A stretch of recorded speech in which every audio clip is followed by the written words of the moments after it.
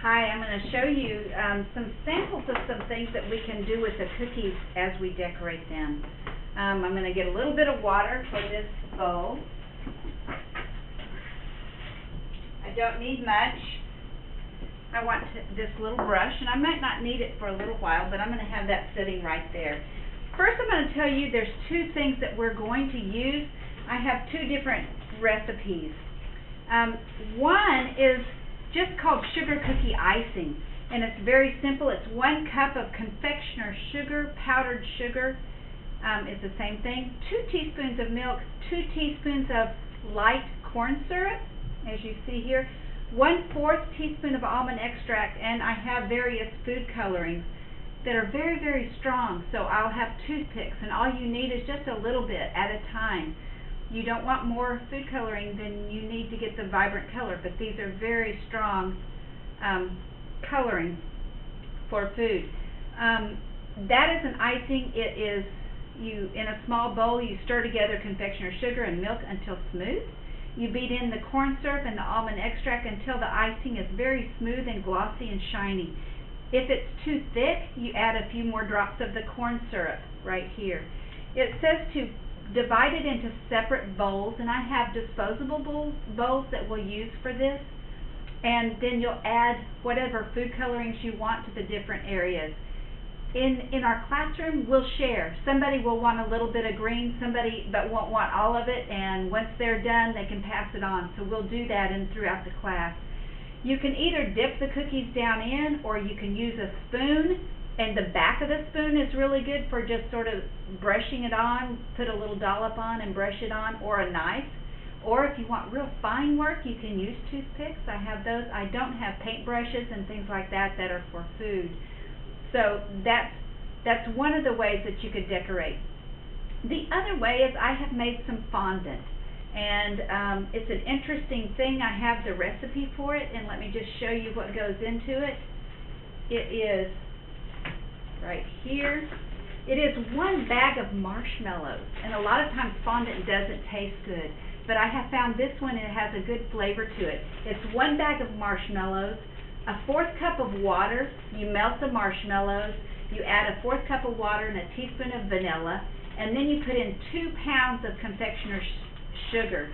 And here's what I just got through making. This was one recipe. Is right here. I have it all rapidly. You don't want to leave fondant out and expect it to be nice and workable. So it's supposed to be room temperature. Right now it says the directions say for me to wrap it, put it in the refrigerator, and then bring it back to room temperature before you use it tomorrow. I will do the best I can to get it out. It's pretty solid. I did take a small portion of it out because I just wanted to show you. What you'll do is take a little bit. It doesn't take much to have the effect that you want, and I'll show you some samples of things that can be done in just a little bit. It's very pliable, a little bit sticky, and if you find it sticky, I have these little bags, and all they have in them is some powdered sugar, and you just dust it, and you'll dust it on. If your table should be clean and sanitized, and that's probably the best surface to work on. You'll just have to make sure and get it cleaned afterwards. But you don't want too much powdered sugar because I've already put a lot in. But if it gets a little sticky, that's what you can do. Just push it around. I'm going to use a little bit of green. I have a pretty strong green paste food coloring, and I'm just going to put 1 drop, if you see right there. I'm going to close that up because I don't want it, and I'm going to just sort of work it in and see what color it comes to real quickly. And I'll just, some of your hands may get a little messed up. You'll see I need some more powdered sugar on my hands.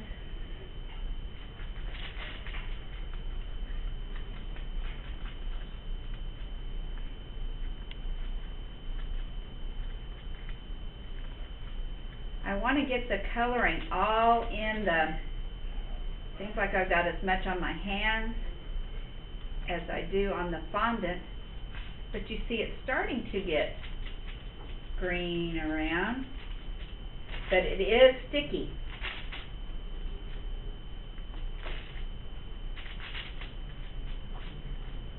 see, I'm going to pull a little bit more. And I just sort of do it up and down so I don't get too much on there.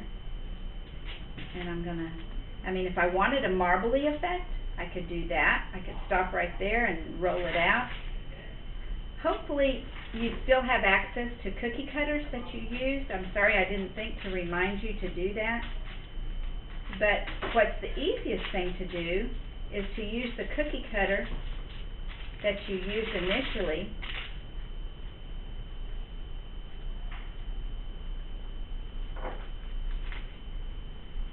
I may do a Remind 101. You see what a pretty green this is turning into? I still see a little bit of white, but I'm going to sprinkle this around. I'm going to sprinkle this on top. And I have, some of the kitchens have these little rolling pins. They're pastry rollers, or you can use your regular rolling pin, but I'm going to roll it out. And my goal is to have it pretty thin. I don't need it thick like I did, so we're not using the dowels with this.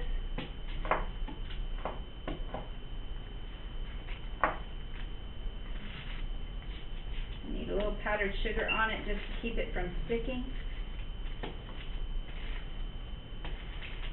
You see, I'm getting a real smooth little thing. What I'm going to do is I'm going to take, here's my cookies right here. I'm going to take my cookie cutter and I'm going to cut the same exact shape with just a little bit of water and my pastry brush, and each one some of this, but I'm going to just very lightly put the water on top of my cookie, and when I lay this on it, it will sort of just melt into the cookie.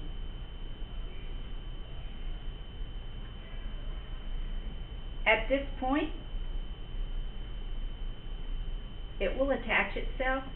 Then I can go get some other colors, and I can make initials, I can stripes, I can do any kind, little circles all around it, polka dots, all different colors.